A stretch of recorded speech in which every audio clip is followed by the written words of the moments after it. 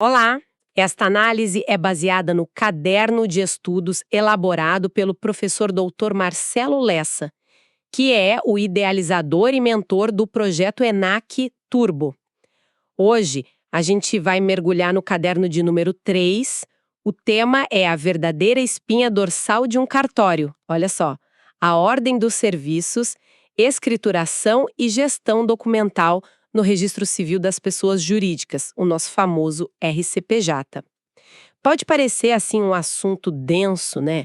Puramente técnico à primeira vista, mas a verdade é que estamos entrando na sala de máquinas do cartório.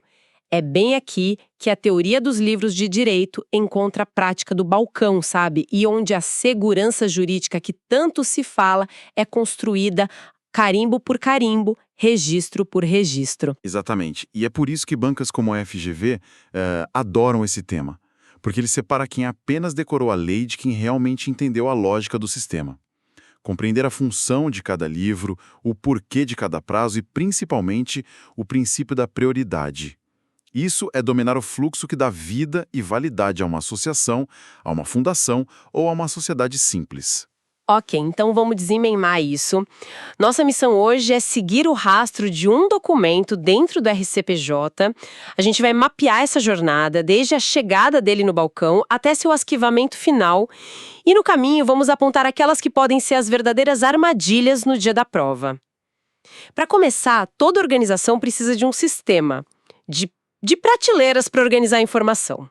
No RCPJ, a base de tudo são os livros. Quais são eles e, mais importantes, qual a lógica por trás de cada um? A estrutura é mais enxuta que a de outros registros, mas ela é extremamente funcional, toda baseada na Lei 6.015, a Lei de Registros Públicos. Nós temos essencialmente dois protagonistas. O primeiro deles é o livro A, o protocolo. Certo, protocolo. Isso me soa como aquele carimbo de recebido que a gente pega em qualquer repartição. É só isso ou tem algo mais profundo aí? Tem muito mais. Essa é a primeira grande chave para entender o sistema. O livro A não é um mero livro de recebidos, sabe? Ele é o guardião do princípio da prioridade. Imagina que o direito de registro é uma corrida. Bom, o livro do protocolo é a linha de partida que define quem chegou primeiro e, portanto, quem tem a preferência. Todos os títulos que chegam, sem exceção, são apontados ali, dia a dia. E um detalhe que parece pequeno, mas é crucial. Ao final de cada expediente, o oficial precisa encerrar o livro, assinar e dizer quantos títulos entraram. Isso impede que qualquer documento fure a fila. Ah, entendi. Então funciona tipo uma fila de banco, onde quem pega a senha primeiro é atendido primeiro, garantindo a ordem. A hora que você chega define seu lugar no mundo. Analogia perfeita. O assento no livro A vai ter o número de ordem, a data, o tipo de documento e uma coluna super importante chamada anotações ou averbações, que funciona como um status. Ali vai ser anotado o destino daquele título. Foi registrado? Foi devolvido com alguma exigência? Ou, em casos mais complexos, virou um procedimento de dúvida? É o diário de bordo do documento, entende? Se ele passa por essa porta de entrada, o destino principal é o livro B, o de registro integral. E o que acontece nesse livro B? É no livro B que a mágica acontece. É ali que a pessoa jurídica efetivamente nasce para o mundo jurídico. É o ato no livro B que dá publicidade e eficácia aos atos contra terceiros. Ali são transcritos na íntegra os estatutos, os contratos sociais e, mais tarde, todas as suas alterações, que a gente chama de averbações. É a biografia oficial e pública daquela entidade. Essa escrituração ainda é feita naqueles livros gigantes, com caligrafia, como a gente vê em filmes? Hoje, muito raramente. A modernização é a regra. A lei já prevê, e a prática consolidou, o uso de folhas soltas que depois são encadernadas ou sistemas totalmente eletrônicos.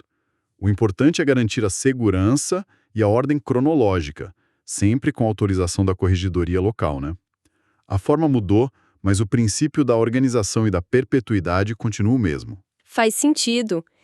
E com tantos registros, como se encontra uma empresa específica no meio de milhares? Aí entra o coadjuvante essencial. O índice. Ele é um livro auxiliar, mas obrigatório. Antigamente eram fichas, Hoje é um banco de dados eletrônico. E a busca precisa ser eficiente. Não basta poder procurar só pelo nome, pela razão social. E aqui tem um ponto de atenção que explora o princípio da eficiência, como o professor Lessa destaca. O cartório não pode se negar a fazer uma busca pelo CNPJ, por exemplo, alegando que seu sistema de informática é antigo. A modernização não é uma opção, é um dever para garantir o acesso à informação. Entendi a estrutura. O livro A é a portaria que organiza a fila, o B é o arquivo principal onde a história é contada, e o índice é o catálogo que nos ajuda a encontrar a história que a gente procura. Mas como um documento faz essa jornada na prática? Ótimo, vamos seguir o fluxo. O primeiro passo é a apresentação do título. Pode ser no balcão físico ou, cada vez mais comum, pela central eletrônica. Imediatamente, ele é lançado no livro A, o protocolo. Ganhou um número, data e hora. E esse momento, como a gente falou, é o que define tudo em termos de prioridade. É uma fonte clássica de cenários de prova. Me dá um exemplo prático de como isso poderia cair numa questão. Claro, imagina um cenário clássico de disputa interna numa associação. A chapa azul faz uma assembleia, elege sua diretoria e corre para o cartório às 10 da manhã, protocolando a ata sobre o número 1000. No mesmo dia, a chapa vermelha, que é a oposição, protocola a ata da assembleia deles às 2 da tarde, recebendo o protocolo 1005. Só que eles alegam que a assembleia deles aconteceu um dia antes da assembleia da chapa azul. A pergunta é: qual ata prevalece para o registro? Pela lógica da prioridade que você explicou, a da chapa azul que pegou a senha número 1000, mesmo que a reunião deles tenha sido depois. Exatamente. É o carimbo do protocolo que define a prioridade registral, não a data do fato que está no documento. O cartório não julga quem tem razão na briga, ele segue a ordem da fila. Quem chegou primeiro ao registro público tem a preferência. Esse é um princípio de ouro. Uau! Isso é poderoso. A agilidade de levar o documento a registro pode definir o controle de uma entidade. Ok, então o documento foi protocolado. O que vem depois? O segundo passo é a qualificação registral. Esse é o momento em que o registrador, que é um profissional do direito, atua como um primeiro juiz da legalidade do documento. Ele vai analisar se todos os requisitos legais foram cumpridos. Se o resultado for positivo, o título está apto e segue para o livro B para ser registrado. Se for negativo, se faltar um documento ou houver um erro, o oficial emite uma nota devolutiva, também chamada de nota de exigência. E o que acontece com o meu lugar na fila, minha prioridade? Se eu recebo uma nota de exigência, eu perco? Não imediatamente. O protocolo te dá uma reserva desse lugar na fila. Esse prazo de validade da reserva é o que a gente chama de prenotação. E a regra geral é de 30 dias. Você tem 30 dias para corrigir o que foi apontado na nota e devolver o documento ao cartório. Se fizer isso, sua prioridade original é mantida. Mas se o prazo estourar, aí o protocolo é cancelado automaticamente e você perde seu lugar. Terá que começar do zero, no fim da fila. E se eu, como parte interessada, não concordar com a exigência do cartório? Se eu achar que a minha documentação está correta, bato o pé e vou embora. Não, existe um mecanismo para resolver isso. Você pode pedir ao oficial que suscite dúvida ao juiz corregedor da comarca. Parece um nome complicado, mas a ideia é simples. Não é um processo judicial caro e demorado. É um procedimento administrativo mais rápido, em que você pede para um juiz-árbitro decidir quem tem razão na interpretação da lei, você ou o cartório. Entendi. É uma forma de ter uma segunda opinião oficial. Ok, digamos que deu tudo certo. A qualificação foi positiva, meu documento foi registrado no livro B. A história acaba aí? O cartório me devolve o papel original com um carimbo de registrado? Quase. O cartório te entrega uma certidão, que é a prova do registro. Mas o documento original que você entregou, como o Estatuto Social ou a ata da Assembleia, não é simplesmente devolvido. Uma via original é arquivada para sempre na serventia. Ela se torna parte do acervo permanente. É aqui que entra a gestão documental. Hoje, tudo é digitalizado para facilitar o acesso e garantir a preservação. Mas, atenção!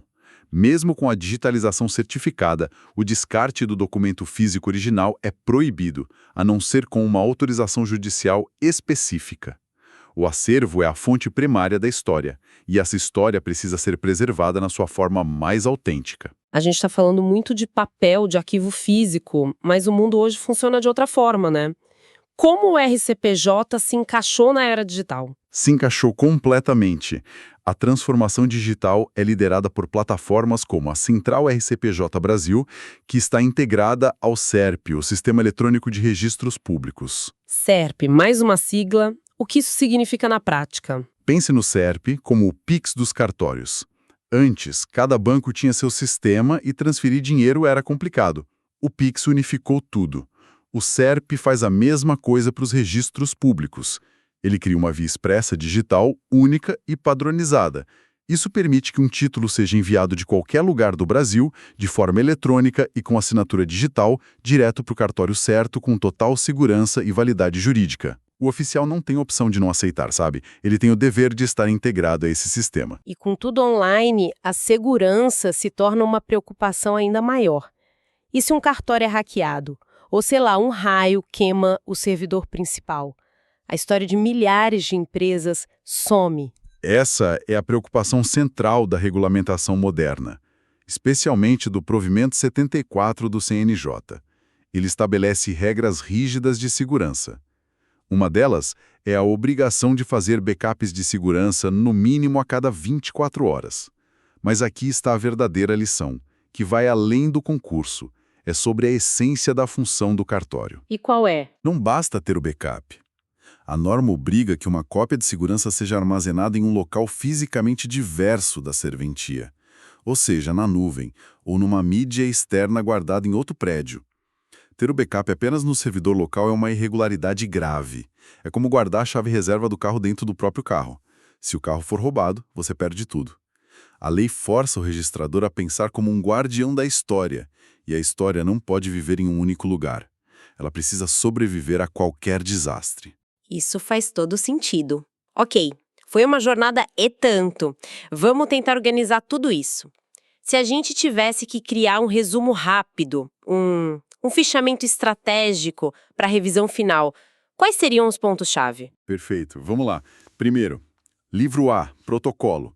É sinônimo de prioridade. É a regra da fila. Segundo, livro B, registro. É o nascimento da pessoa jurídica, onde os atos ganham publicidade e validade. Terceiro, averbação. É o ato que atualiza, que altera um registro já existente, como uma mudança de endereço. E ao falar em averbação, a gente precisa lembrar de outro princípio fundamental, o da continuidade. Continuidade. O que seria isso? Imagine que o registro é a biografia da pessoa jurídica.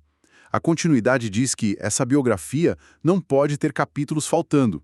Você não pode averbar a quinta alteração de um contrato social se a quarta nunca foi levada a registro. É preciso seguir a cadeia lógica dos fatos, o encadeamento histórico. É como tentar construir o quinto andar de um prédio sem ter construído o quarto. O registro precisa ser um reflexo fiel e contínuo da vida da entidade. Ótima analogia.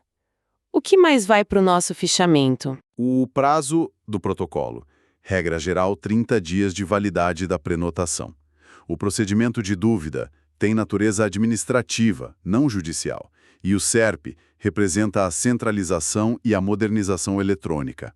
Excelente. E para fechar essa revisão, tem algum ponto que conecte tudo isso com a questão de competência, que costuma ser um erro comum? Sim, um erro clássico. A autenticação de livros contábeis como o livro diário. Muitos confundem. A regra é simples. O RCPJ só pode autenticar os livros das pessoas jurídicas que ele mesmo registra. Ou seja, sociedades simples, associações, fundações. Se chegar no balcão o livro de uma sociedade empresarial como uma limitada de natureza empresarial, a competência para autenticar é da junta comercial. Trocar essa atribuição é um erro grave de competência, e as bancas sabem disso. Fica muito claro que a decência e ordem, como mencionado nos estudos do professor Lessa, não são só palavras bonitas, né? São a base técnica que sustenta toda a segurança jurídica. Cada livro, cada prazo, cada passo desse processo existe para um único fim: garantir que a história de uma pessoa jurídica seja clara, confiável e, principalmente, perpétua. Exato. E a reflexão final que fica é justamente sobre isso. Na era digital, onde a informação parece tão volátil e fácil de apagar, como os registradores garantem essa ordem e a imutabilidade do registro? A tecnologia, como o SERP e os sistemas de backup em nuvem, não é um fim em si mesma. Ela é a ferramenta moderna para cumprir um dever que é secular. O dever de ser o guardião fiel da memória jurídica da sociedade. Podcast produzido a partir do conteúdo do Projeto ENAC Turbo, sob autoria e orientação do professor Dr. Marcelo Lessa. Se este conteúdo ajudou nos estudos, não esqueça de se inscrever no canal e ativar as notificações. Assim, o YouTube avisa imediatamente quando o próximo resumo foi liberado. Existe algum tema específico que gostaria de ver analisado aqui? Deixe nos comentários. Até a próxima!